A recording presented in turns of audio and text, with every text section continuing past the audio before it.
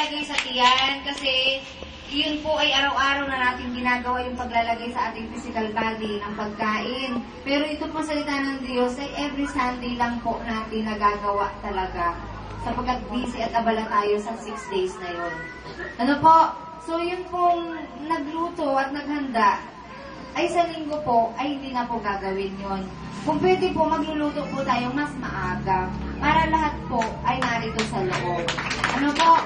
At dito po ang tunay na handaan kasama natin ng Diyos. Ganun pa man po ay pinasasalamatan ko po ang lahat ng inyong pagtulong at paggawa para po makapaghanda at makapagsalo-salo pagkatapos ng gawain. Amen. Purihin po ang Diyos. Inaasahan po ng Diyos ang pamilya Toriana sa linggo.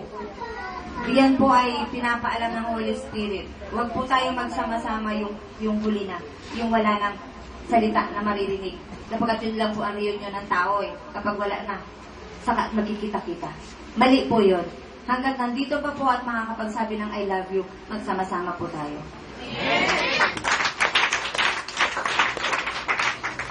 So, ako po'y nagagalak, galak na galak talaga ako. Siguro nakikita niyo talaga. Galak na galak po ako sapagkat wala na pong pwedeng humadlang sa gawain ito. Amen! So, nabungi na po yung pangil. Tanggal na po yung pangil ni Satanas. Tanggalan na siya ng pangil. Wala na. Medyo, yung buntot niya, medyo gumaganon-ganon na lang. Sa susunod, yung buntot naman po ang puputulin ng Diyos. No? Ganun po, palagi ang ending po, mga anak, magbe-bless sa mga nakatatanda. Ganun po palagi ang ending habang inaawit ang One Way Jesus.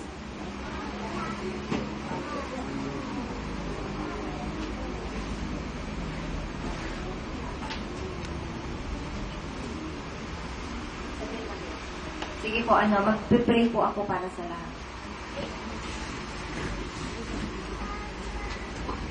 Purihin ang Diyos, Amang Banal.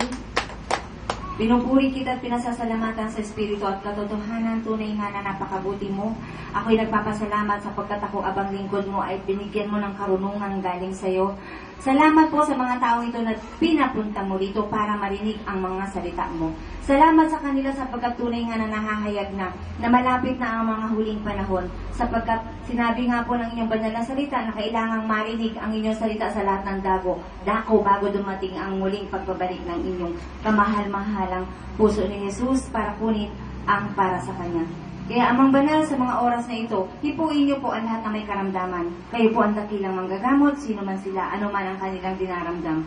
Amang Banal, salamat po sapagkat alam ko na ang lahat ng narito ay nabuksan ang mga taila at pumasok sa isip nila at bumaba sa puso nila ang lahat ng kanilang napakinggan. Amang Banal, dalhin po nawa naming lahat sa aming pupuntahan, sa aming uuwian, ang lahat ng mga salita na inyong ipinarinig sa amin, ang lahat ng mga salita ninyo na nagbibigay buhay na aming tinanggap nawa po ay aming madala sa aming patutunguhan saan man kami pumunta at ito po ay magbunga sa buhay namin. Amang Banal, maraming salamat po at patuloy po ang aming pasasalamat sapagkat alam po namin na patuloy kayong nagmamahal sa amin. Maraming salamat po Amang Banal at ang lahat ng narito ay magsabi ng Amen.